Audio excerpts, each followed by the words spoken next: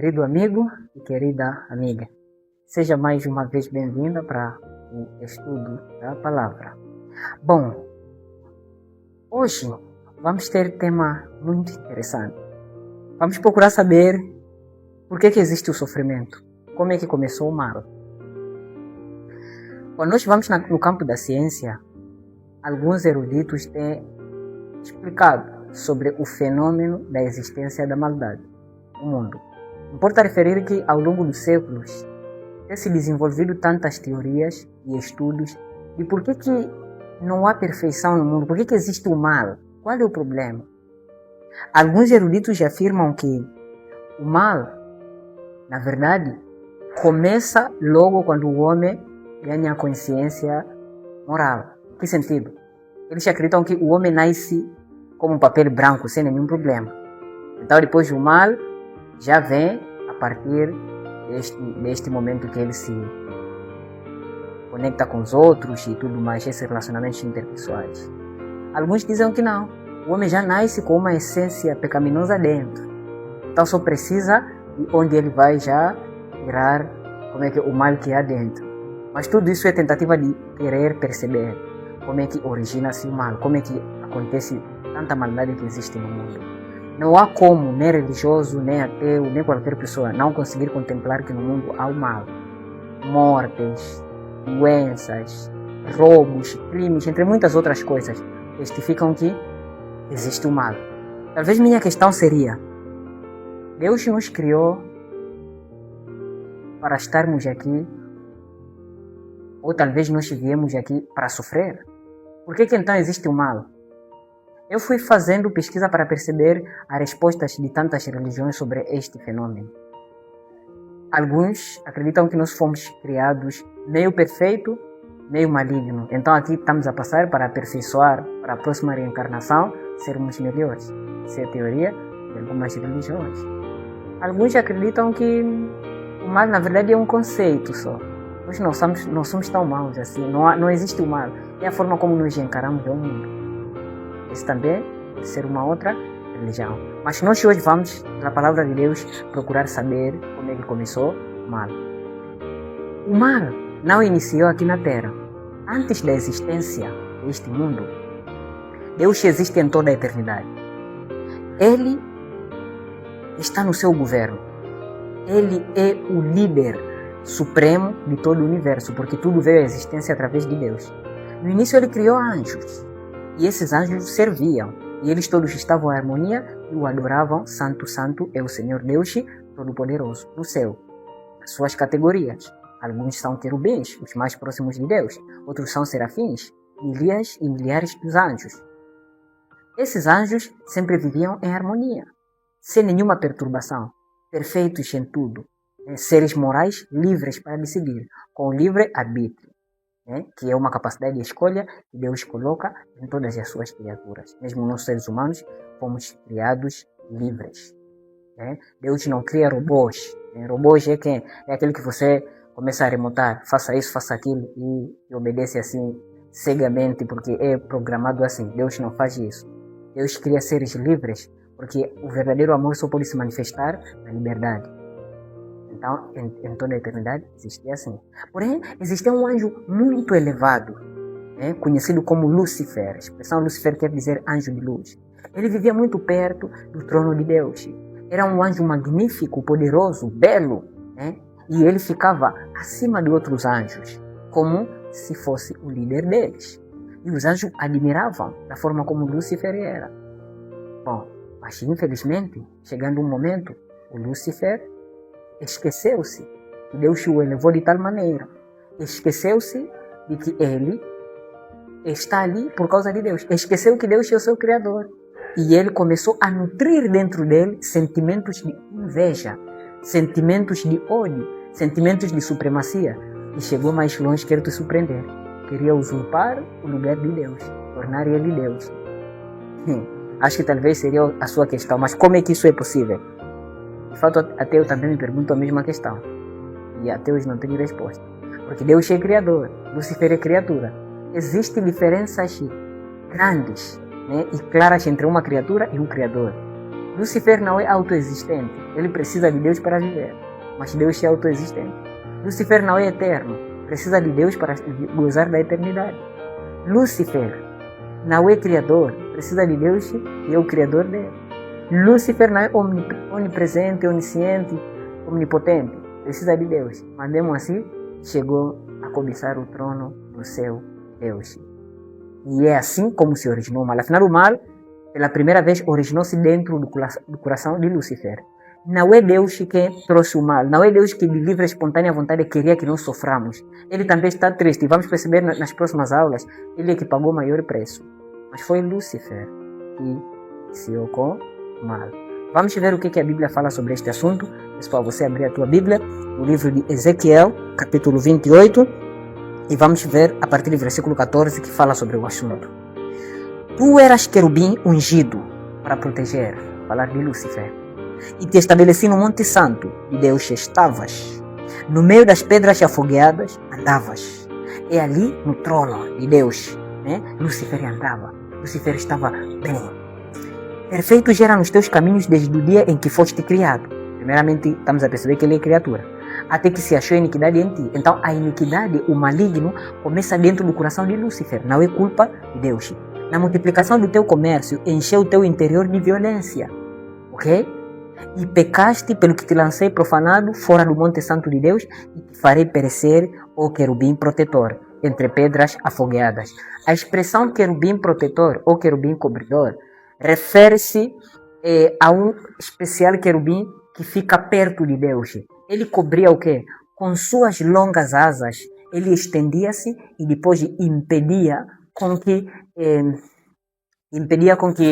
os raios da glória de Deus penetrassem diretamente aos anjos que estão atrás. Porque os anjos estão nas categorias. Então, talvez esses raios iam ofuscar outros anjos. Então, ele era tão poderoso de maneira que ficava perto da glória de Deus.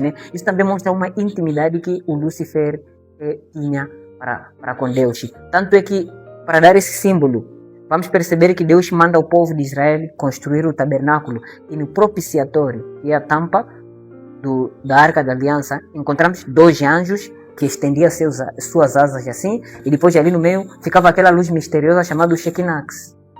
Que era mostrando aquilo que era a função de Lúcifer também, no céu.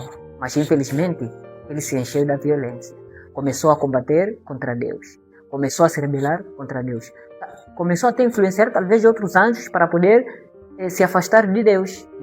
Aliás, não talvez. Ele começou a influenciar os anjos para se afastar de Deus. E conseguiu alguns anjos. Então encheu-se de violência. Então o mal começou com Lúcifer. O mal começou com o coração desse anjo tão perfeito. Aquele anjo, acho que é a criatura mais elevada em todas as criaturas. E nós esperávamos menos, talvez, que o mal se manifestasse nele. Com todos os privilégios que ele tinha, mesmo assim se rebelou contra Deus. Isso me dá um grande ensinamento. Afinal, Deus pode me dar tudo. Mas, mesmo com tudo, ainda eu sentir como se não estivesse nada. Então, Lúcifer não queria o caráter de Deus, mas queria o poder. Há um desejo ardente, por exemplo, hoje nos seres humanos depois de cair, o desejo da supremacia. Esse é um dos atributos da natureza caída humana. Queremos supremacia, queremos sempre estar em cima. Estamos prontos a fazer tudo, combater, fazer tudo como fez Lúcifer, para poder nos manter ali enquanto calcaneamos os outros. É basicamente o que o Lúcifer fez. Mas a culpa não foi de Deus. A Bíblia diz que a iniquidade se manifestou dentro do coração de Lúcifer. Elevou teu coração, versículo 17, por causa da tua formosura. Afinal, Lúcifer era formosa. Há pessoas hoje que se afastam de Deus porque são bonitas ou bonitos. Beleza hoje se tornou um Deus. Há pessoas que aplicam tudo para poder ornamentar, fazer com que o corpo tornasse muito mais visível, mais bonito segundo o mundo. Eles não querem saber da modestia, eles se ornamentam mais o exterior enquanto o interior está podre. É aquela parábola que Cristo falou dos fariseus como uma chave que está limpo por fora, mas dentro está cheio de sujidade. É assim, as pessoas não ornamentam o coração para estarem bem com Deus, mas eles preferem uma beleza exterior, exibitória. É basicamente assim o que o Lúcifer sentiu, que era formoso, muito formoso, mas se esqueceu daquele que lhe deu esta formosura. A palavra de Deus disse que corrompeste a tua sabedoria. Ele era sábio, muito conhecedor. Há pessoas hoje que se afastam de Deus por causa da sabedoria. Estudaram muito e são tão inteligentes mais do que o Criador. Pensam que sabem tudo e podem corrigir até aquilo que Deus disse. E a sabedoria torna um laço. Eles depois acabam blasfemando aquele que é o dono de toda sabedoria. A palavra disse: por causa do teu resplendor eu te lancei diante dos reis e te pus para que olhem por ti. Pela multidão das tuas iniquidades e pela sua injustiça do teu começo, profanaste até os teus santuários e fiz sair de ti um fogo que te consumiu e te tornei em cinza sobre a terra e olhos daqueles que vêm. Então nós estamos a perceber que o fim de Lúcifer aqui seria um fim trágico. Deus finalmente vai o destruir. Então, é aqui onde começou o mal. O mal começou com Lúcifer no céu. Ele pecou contra Deus. Ele desenvolveu sentimento de ódio, sentimento de inveja. Queria usurpar o lugar de Deus. Desenvolveu sentimentos de crítica destrutiva. Queria criticar movido por uma inveja para poder destruir e derrubar o reino de Deus, a fim de que ele poder sobressair. É basicamente isso que ele queria. Mas nunca ele podia conseguir isso. Então, como consequência disso, vamos perceber que ele gozou do seu livre-arbítrio, né? A sua liberdade de escolha. Ele escolheu fazer isso. Então, a escolha de Lúcifer é que trouxe a miséria. Porque depois daí, ele influencia os anjos. E os anjos também, uma terça parte dos anjos se rebela contra Deus e são expulsos do céu. E quando eles são expulsos do céu, depois vamos estudar no estudo posterior que eles depois vão meter esses mesmos princípios no mundo pela mesma forma, enganar os nossos primeiros pais, Adão e Eva, e a partir daí já é que o mal entra no mundo. Então, Deus não é responsável pela origem do mal, mas é o próprio Lúcifer e posteriormente a humanidade. Então, vamos ver de novo sobre o mesmo assunto no capítulo 14 do livro de Isaías, versículo 12 até 15. Diz assim: como caíste do céu, ó estrela da manhã? Outras versões vêm, ó Lúcifer. É a mesma coisa. Filha da alva, onde ficava na luz, né?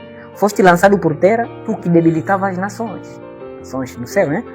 Tu dizias no teu coração. Vamos ver as palavras loucas que Lúcifer dizia no coração.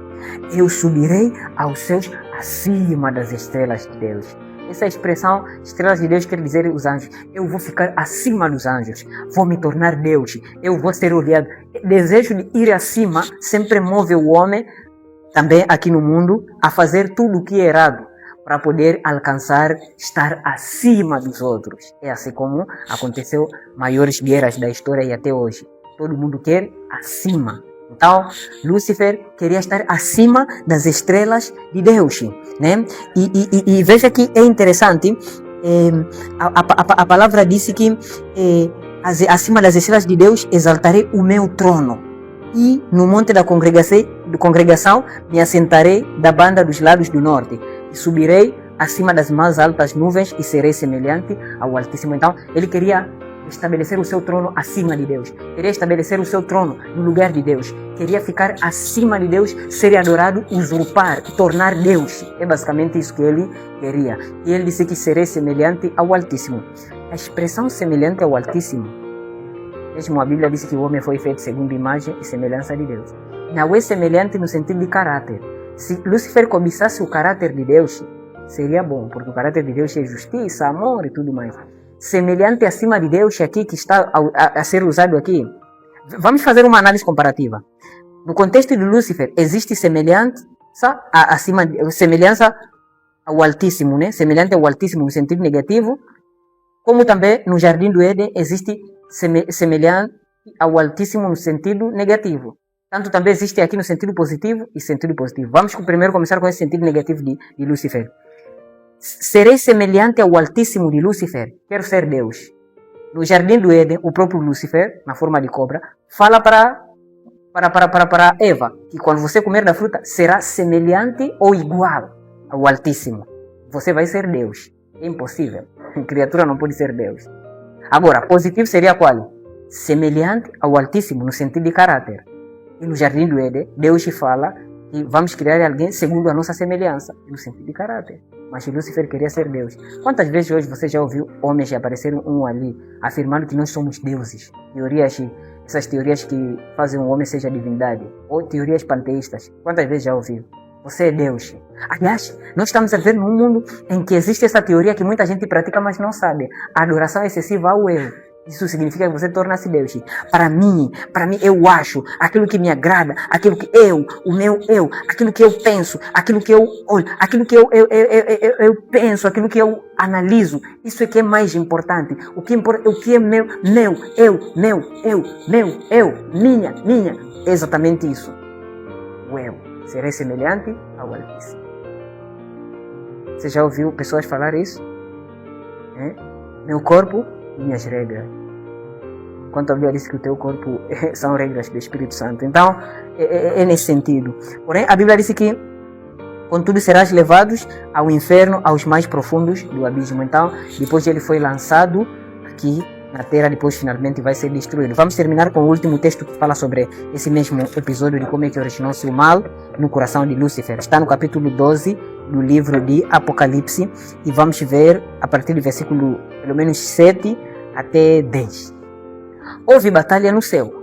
Miguel e seus anjos batalhavam contra o dragão e batalhavam o dragão e seus anjos. Aqui tem uma batalha entre Miguel e seus anjos, dragão e seus anjos. Miguel é um atributo aplicado ao Senhor Jesus Cristo quando assume natureza angélica. Eu te peço para você acompanhar esta série. Teremos um estudo sobre Miguel.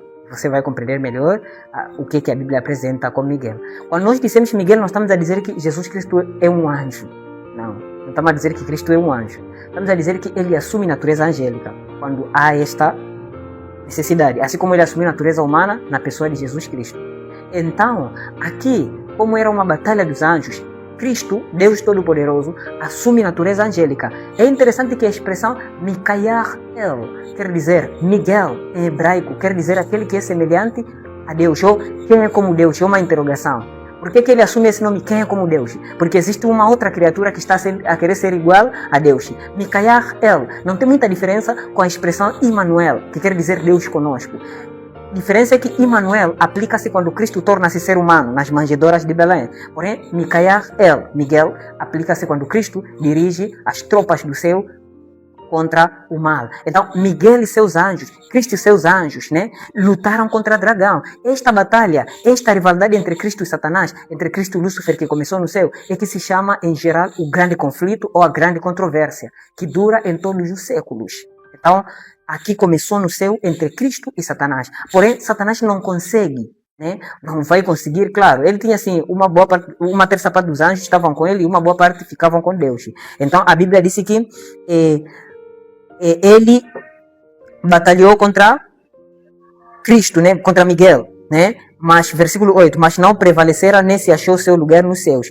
Ele foi precipitado ou lançado, o grande dragão, a antiga serpente, chamada o diabo e Satanás, que engana todo mundo. Ele foi precipitado na terra e seus anjos foram lançados com ele. Então ele foi expulso do céu, ele e seus anjos. Não venceu a batalha. Então, quando ele foi expulso do céu, é assim onde ele veio cair aqui nesta terra. E depois aproveitou, foi tentar. Uma coisa interessante, Deus deixou claro, vamos perceber na próxima aula, que não se podia admitir o homem ser seduzido por qualquer força contrária à palavra que ele já deixou como ordem, o seu mandamento. Mas o homem, Eva, depois do seu marido, decidiram desobedecer a Deus. Então, mesmo a entrada do mal aqui na terra foi livre, espontânea, à vontade, ou a escolha dos nossos primeiros pais. Não foi Deus quem fez que eles pudessem pecar. Então ele foi lançado, E versículo 10 disse que ouviu uma grande voz do céu que dizia: agora é chegada a salvação e a força e o reino do nosso Deus e o poder do seu Cristo, porque o acusador dos nossos irmãos, Satanás, é derribado, a qual diante de nosso Deus, os acusava de dia e de noite.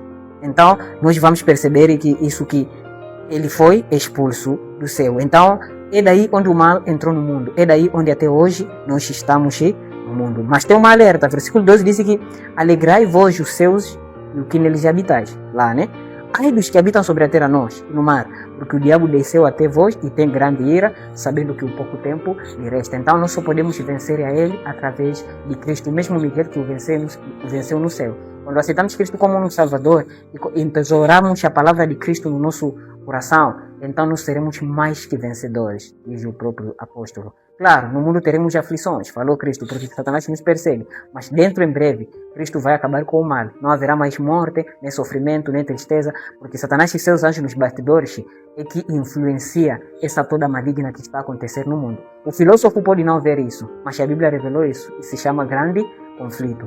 Eu te convido você a estudar a palavra de Deus para saber sobre esta guerra milenar.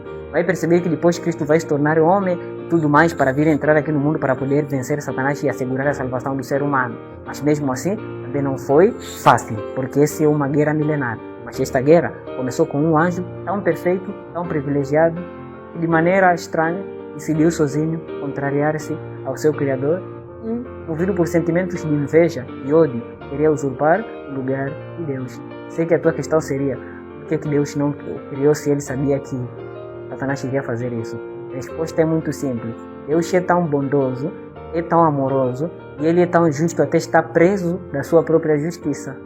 Ele não deixa de criar porque sabe que esse aqui vai se rebelar contra ele. Mas pelo seu amor, mesmo assim, o trouxe à existência. Mas a minha questão é: quem pagou o maior preço? Foi Deus mesmo. Pagou o maior preço. Porque as pessoas dizem que Satanás é que trouxe miséria, então por que eu sou culpado? Mas também tem Cristo que trouxe a salvação. E você não participou em nada. Então você é só escolher ficar na consequência daquilo que Satanás trouxe ou ficar no dom gratuito que Cristo oferece para você poder ter a vida eterna. Mesmo Cristo escolheu Judas no meio dos 12 e ficou com ele, mesmo sabendo que um dia iria lhe trair. Então ele é tão bondoso assim, tão justo, é uma justiça muitíssimo perfeito. Bom, esta é a origem do mal, meu querido amigo e minha querida amiga. Eu lhe convido para o próximo estudo e nós vamos continuar a perceber sobre a criação e depois como é que o homem veio a cair maligno.